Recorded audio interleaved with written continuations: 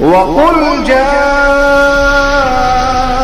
الحق وزهق الباطل إن الباطل كان زهوقا نحمده ونصلي على رسوله الكريم اما بعد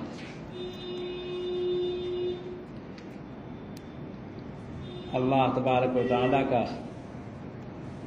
ارشاد ہے حضرات صحابہ کرام کے بارے میں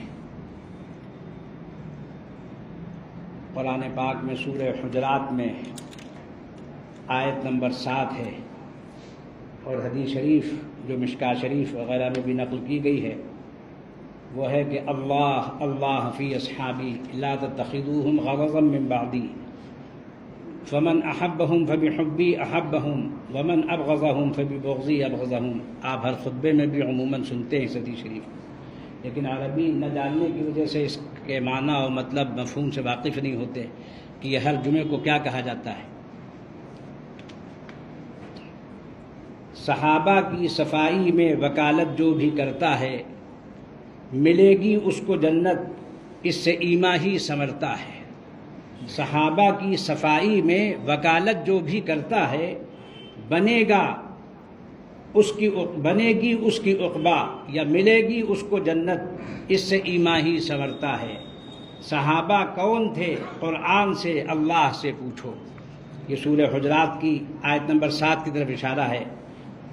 اس مضمون کو اس میں والد صاحب رحمۃ اللہ علیہ نے بیان فرمایا ہے۔ صحابہ کون تھے؟ قرآن سے اللہ سے پوچھو، حدیث پاک سے سمجھو، رسول اللہ سے پوچھو۔ کیا اللہ نے ایمان کو محبوب دل ان کے دل میں ایمان کو جما دیا، محبوب بنا دیا۔ آج تک ان کی مثال نہ پیدا ہوئی ہے نہ پیدا ہوگی۔ کیا اللہ نے ایمان کو محبوب دل ان کا مزین کر کے ایمان کر دیا مرغوب دل ان کا، بٹھا دی ان کے دل میں کفر سے عصیان سے نفرت، جما دی ان کے دل میں فسق کے طغیان سے نفرت۔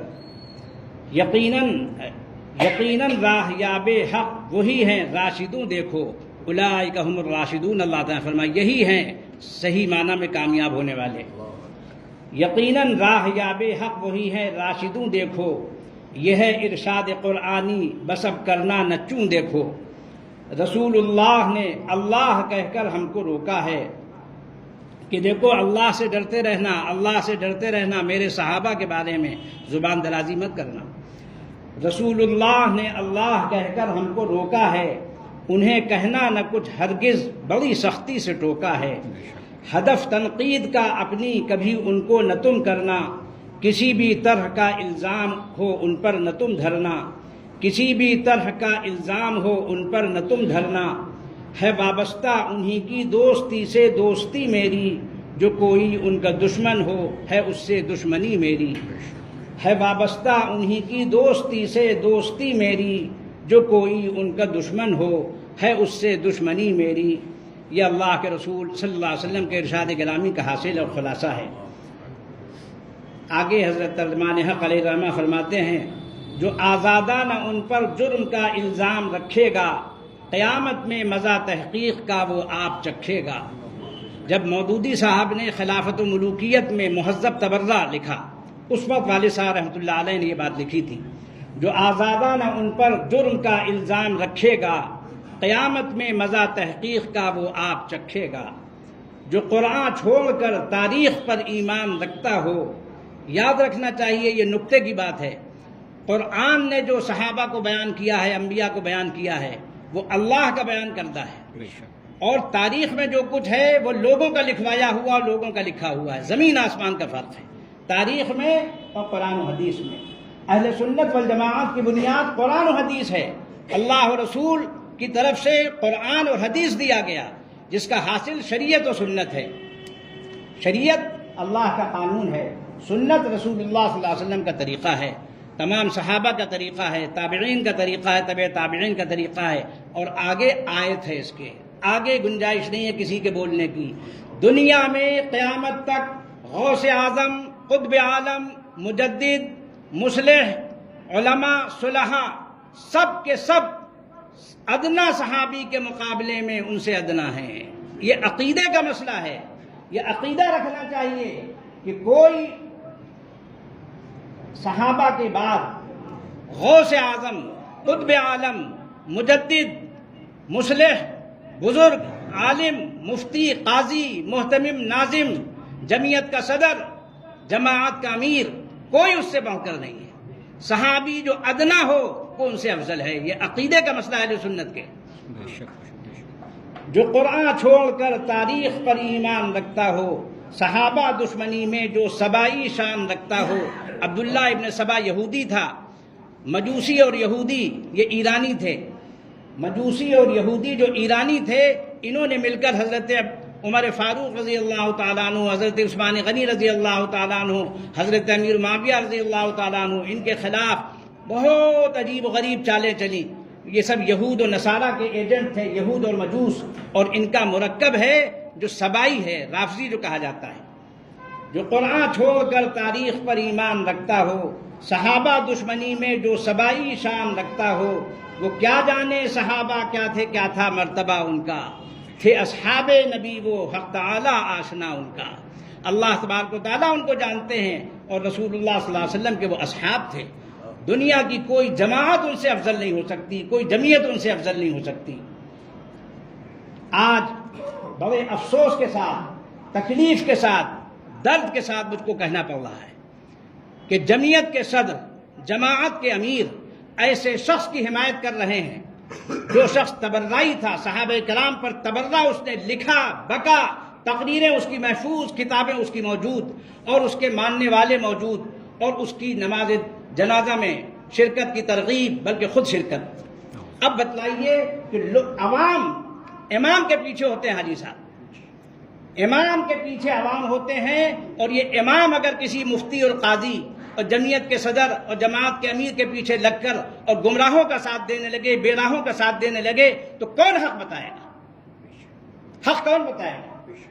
حدیث شریف میں آتا ہے کہ جو شخص حق کو جانتے ہوئے خاموش رہے اور وہ عالم ہو، ایسا شخص اللہ کے ہاں گونگا شیطان لکھا جاتا ہے۔ اس لیے میرے اوپر بولنا واجب ہے۔ والد صاحب رحمۃ اللہ علیہ نے فرمایا تھا، دینی غیرت ہے کہاں، کیا واقعی وہ مر گئی؟ دینی غیرت ہے کہاں، کیا واقعی وہ مر گئی؟ ہم سب جتنے یہاں بیٹھے ہوئے ہیں اور دنیا کے جتنے مسلمان ہیں، ان سب کے ماں باپ قربان ہو صحابہ کرام کی عزت پر۔ ہم اللہ و رسول تو اللہ و رسول ہیں، ان کا ذریعہ کون ہے؟ صحابہ کرام۔ ان کا ذریعہ کون ہے؟ صحابہ کرام۔ قرآن کو کون بتلا رہا ہے کہ قرآن ہے؟ صحابہ کرام اس کے حافظ۔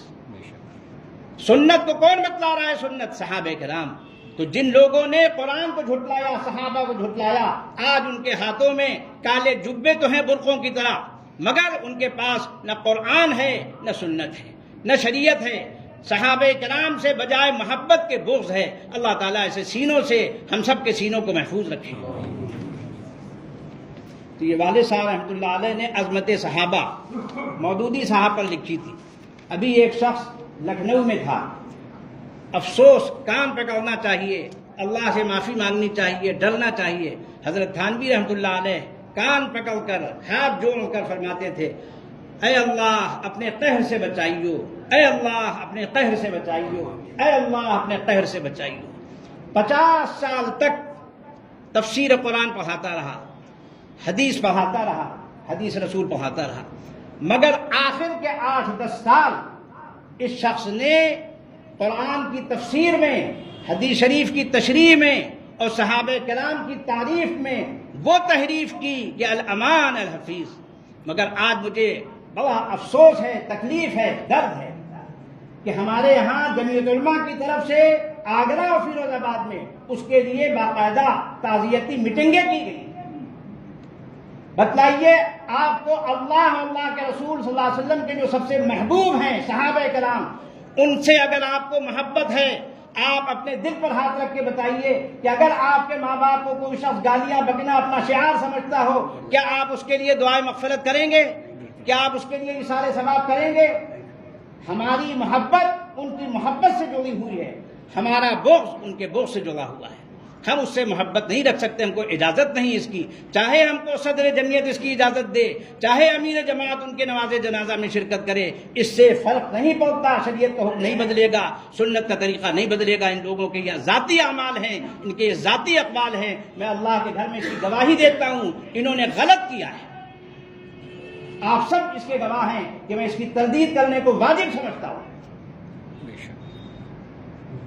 حضرت امام سفیان ابن عیینہ رحمۃ اللہ علیہ سن 198 ہجری میں ان کی وفات ہے، بڑے درجے کے تابعی و تبع تابعی کے طبقے کے جو حضرات ہیں ان کے زمانے کی بات ہے۔ وہ فرماتے ہیں کہ ایک شخص ان کا شاگرد تھا، اس سے انہوں نے پوچھا تم کہاں سے آ رہے ہو؟ اس نے جواب میں عرض کیا کہ فلاں شخص کے جنازے کی نماز پڑھ کر۔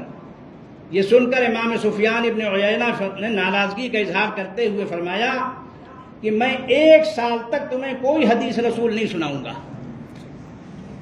اپنے شاگرد سے فرمایا کہ میں 1 سال تک تمہیں کوئی حدیث رسول نہیں سناؤں گا، پہلے اللہ سے معافی مانگو کہ دوبارہ ایسا نہیں کرو گے۔ تم ایک ایسے شخص کو اچھی طرح جانتے تھے جو رسول اللہ صلی اللہ علیہ وسلم کے صحابہ کو گالیاں دیتا تھا، اور تم پھر بھی اس کے جنازے میں شریک ہو گئے۔ یہ کون کہہ رہا ہے؟ ماں و شما نہیں ہے، یہ ماں و شما نہیں ہے، یہ جمعیت کے صدر اور جماعت کے امیر نہیں ہیں۔ سن لیجیے کان کھول کے، اللہ کے ہاں یہ نہیں پوچھا جائے گا کہ تم جمعیت کے صدر کے پیچھے چل رہے تھے، جماعت کے امیر کے پیچھے چل رہے تھے۔ خدا کی قسم یہ گمراہی و بیراہی کا راستہ ہے۔ اللہ نے جس راستے کو صحیح بتلایا ہے وہ قرآن میں ہے، رسول اللہ صلی اللہ علیہ وسلم جو صحیح طریقہ بتلایا سنت ہے، اور اس کا واسطہ قرآن و سنت کا صرف اور صرف صحابہ کرام رضوان اللہ تعالیٰ علیہم اجمعین ہیں۔ آج ہم ان سے دشمنی کرنے والوں کے ساتھ دوستی کر رہے ہیں۔ آج میں مجبور ہوں یہ کہنے پر، احقر کے نانا حضرت سید عبدالرب صوفی رحمۃ اللہ علیہ، جن کو امام اہل سنت حضرت مولانا عبدالشکور صاحب لکھنوی رحمۃ اللہ علیہ صاحب الاخلاص والحمیہ کہتے تھے، جنہوں نے حضرت مولانا محمد منظور نعمانی کو، جنہوں نے حضرت مولانا سید ابو الحسن علی میاں کو مودودیت سے توبہ کرائی تھی۔ سن لیجیے کان کھول کے، میں نے آج تک اس مضمون کو بیان نہیں کیا تھا۔ وہ حج سے واپس آ رہے تھے مولانا سید ابو الحسن علی میاں ندوی رحمۃ اللہ علیہ، نانا میاں مرحوم اناؤ اسٹیشن پر ان سے ملنے گئے، وہ حج سے واپس آ رہے تھے، اور کہا کہ جو شخص صحابہ کرام پر تنقید و تبرہ کرتا ہے، خواہ مہذب زبان میں کرتا ہے، اس نے خلافت و ملوکیت لکھی ہے، اور آپ اس سے دوستی نبھا رہے ہیں، یہ مداہنت فی الدین ہے، اللہ کے ہاں اس پر مواخذہ ہو سکتا ہے، لہذا ان سے بیزاری ظاہر کرو۔ جب مولانا علی میاں نے کتاب نہیں لکھی فوراً، تو ان کی والدہ کو خط لکھا نانا مرحوم نے، اور ان کے بھانجے مولانا سالم صاحب رائے بریلوی نے مجھ کو سنایا کہ حضرت صوفی صاحب نے وہ خط مجھ سے بھیجا کہ جا کر مولانا علی میاں کی والدہ کو دے دینا کہ یہ صحابہ پر تنقید کرنے والے، تبرہ بکنے والے سے دوستی گانٹھے ہوئے ہیں، اس سے توبہ کریں، برات ظاہر کریں۔ تو ان کے بھانجے نے خود بتلایا کہ میں نے اپنی خالہ جان کو جا کر حضرت صوفی صاحب رحمۃ اللہ علیہ کا خط دیا، انہوں نے فرمایا بلاؤ علی کو، بلاؤ علی کو، اور کہا پڑھو حضرت صوفی صاحب نے کیا لکھا ہے مجھ کو، اور جب تک تم صحابہ کرام کے گستاخ سے متعلق برات کا اظہار نہیں کرو گے مجھ سے بات مت کرنا۔ یہ تھی والدہ جنہوں نے مولانا علی میاں کو علی میاں بنایا تھا۔ مولانا علی میاں نے ایک دفعہ آیت اللہ خمینی نے جب سلمان رشدی کی تائید کر دی اخبار میں کہ جو اس نے سلمان رشدی کی سزا قتل لکھی ہے کہ اس کی سزا قتل ہے، میں بھی اس کی تائید کرتا ہوں۔ والد صاحب رحمۃ اللہ علیہ نے جیسے ہی اخبار میں یہ پڑھا مولانا کا اعلان، فوراً مولانا کو خط لکھا، آپ مسلمانان اہل سنت والجماعت کے نمائندے ہیں، آپ کو کسی رافضی کی بیساکھی کی قدر ضرورت نہیں تھی، آپ یہ بات خود مستقل تحریر فرماتے ہیں، آپ نے اس رافضی کے حوالے سے اس کے کندھے پر ہاتھ رکھ کے کیوں یہ بات لکھی؟ یاد رکھنا چاہیے دینی غیرت ہے کہاں، کیا واقعی وہ مر گئی؟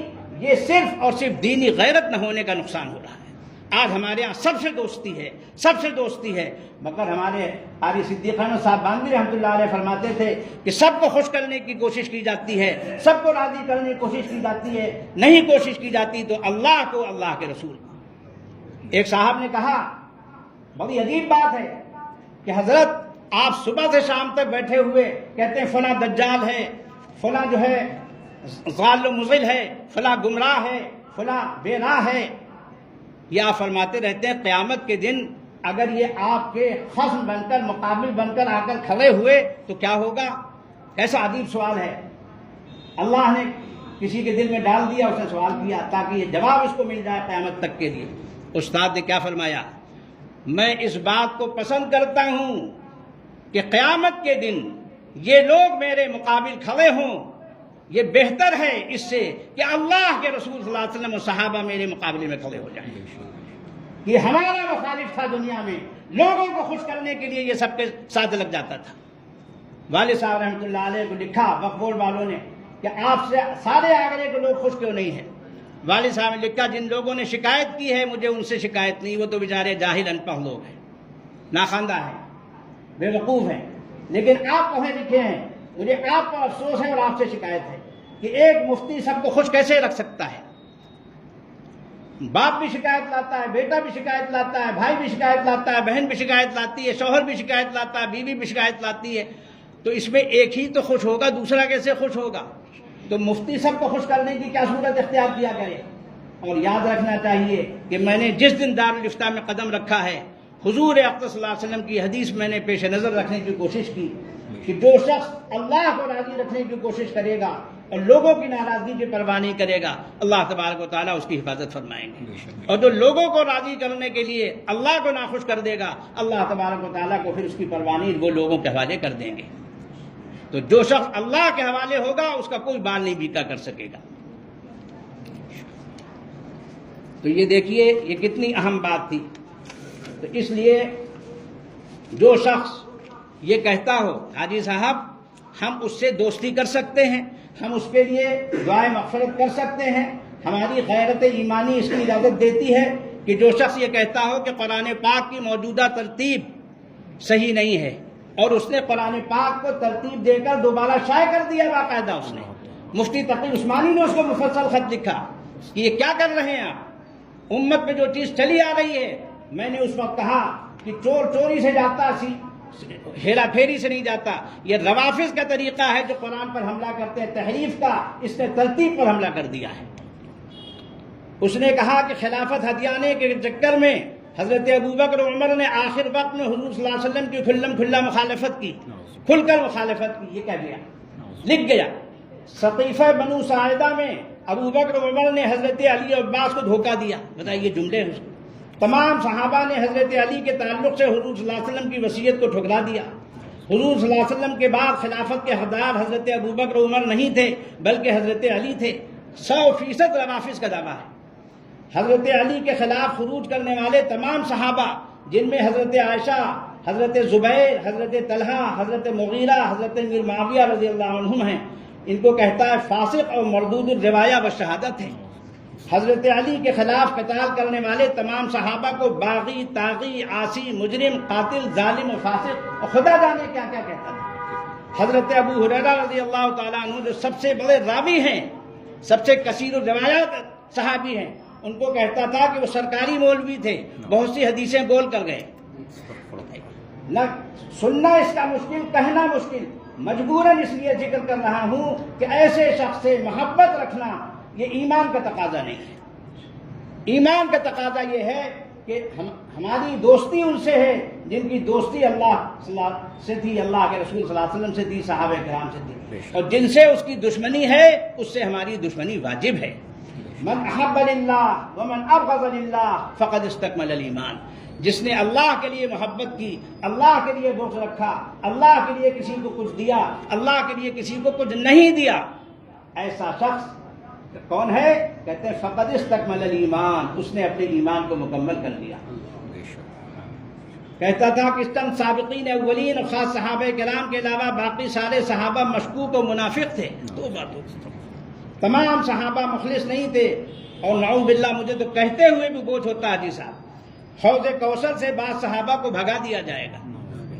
ہر صحابی کی عدالت کو اسی طرح چیک کرنا چاہیے جس طرح بعد کے لوگوں کی عدالت کو چیک کیا جاتا ہے۔ بتائیے، یہ سب کے جج بنے ہوئے ہیں، اور یہ نتیجہ تھا اس کے ایک استاذ کا، عبداللہ عباس بہاری ایک تھے، وہ کہا کرتے تھے کہ فتح مکہ کے وقت جو لوگ مسلمان ہوئے وہ استسلام تھا، سرنڈر ہوئے تھے، حالانکہ قرآن نے ان کی شہادت دی ہے۔ فتح مکہ سے پہلے اور فتح مکہ کے بعد مسلمان ہونے والوں کی شہادت اللہ نے دی ہے ان کے مومن ہونے کی۔ ان کے استاد حضرت مولانا حکیم محمد اسحاق سندیلوی رحمۃ اللہ نے فرمایا تھا کہ جب یہ پہنچتا تھا عبداللہ عباس تو میں نے اس سے کہا اپنے ایمان کی خیر مناؤ، تم صحابہ کرام کے ایمان پر حملہ کر رہے ہو۔ یہ اس کا شاگرد خاص تھا، اور وہ مودودی سے متاثر تھا، اور مودودی خمینی سے متاثر تھا۔ ہر ایک کی ایک سند ہوتی ہے، یاد رکھنا چاہیے۔ آج میں نے مجبوراً اس کی سند بیان کی ہے، اور یہ شخص اس خاندان سے تعلق رکھتا تھا جو منصور پور کا رافضی گھرانہ ہے، آج بھی رافضی ہے، میں جانتا ہوں۔ میرے ایک ہمزلف اسی خاندان سے تعلق رکھتے تھے، سادات میں سے، انہوں نے بتلایا کہ ہمارے 5ویں دادا حضرت مولانا محمد قاسم صاحب نانوتوی بانی دارالعلوم دیوبند کا بیان سننے کے بعد تائب ہوئے تھے اور مسلمان ہوئے تھے۔ یہ ان کی اولاد ہے، لیکن یہ پھر رفض و شیعیت کی طرف لوٹ گیا، تقریریں چھوڑ گیا، تحریریں چھوڑ گیا، اور شاگرد چھوڑ گیا۔ ایک بہت بڑی تعداد دارالعلوم ندوۃ العلماء میں موجود ہے، اساتذہ کی شکل میں بھی، طالب علموں کی شکل میں بھی۔ وہ ہمارے قاسمیوں اور مظاہریوں کو بہکا رہے ہیں، جمعیتیوں کو، جماعتیوں کو بہکا رہے ہیں، معاف فرمائیے گا۔ ورنہ ان لوگوں کے صدر کو اور امیر کو وہاں شرکت نہیں کرنی چاہیے تھی، نہ شرکت کی ترغیب دینی چاہیے تھی، نہ اجازت دینی چاہیے تھی۔ یہ انتہائی بے غیرتی اور بے حمیتی کا فیصلہ انہوں نے کیا۔ یہ تو بڑھاپے کا اثر ہے، ہم اس کے علاوہ کوئی ان کا عذر نہیں سمجھتے، کہ وہ بڑھاپے کی وجہ سے ان کو یاد ہی نہیں ہے کہ وہ کیا کہہ رہے ہیں۔ ایک طرف کہہ رہے ہیں صدر جمعیت کہ وہ اہل سنت والجماعت کے طریقے سے ہٹے ہوئے تھے، ایک طرف کہہ رہے ہیں کہ وہ ان کے مخالف تھے، ایک طرف کہہ رہے ہیں وہ حضرت امیر معاویہ کو برا کہتے تھے، ان کے بارے میں وہ بدعقیدہ تھے، بد اعتقاد تھے۔ دوسری طرف کہہ رہے ہیں وہ صرف حضرت امیر معاویہ کی تو کہہ رہے ہیں، تو ان کو تو اور بھی بہت سے لوگ کہتے ہیں۔ ارے آپ ان کو گویا کہ راستہ دکھلا رہے ہیں کہ حضرت معاویہ کو کچھ کہہ دو، کچھ حرج کی بات نہیں ہے۔ آپ کیا کہہ رہے ہیں، اس کا مطلب یہ ہے کہ آپ اپنی کہی ہوئی بات خود نہیں سمجھ رہے ہیں۔ تو اس کا اثر حاجی صاحب برا نہیں ماننا چاہیے، بڑھاپے کے علاوہ ہم کچھ نہیں سمجھتے، کہ بڑھاپے میں آپ کو یہی یاد نہیں آپ پیچھے کیا کہہ گئے، آگے کیا کہہ رہے ہیں اور کیا کہہ رہے ہیں۔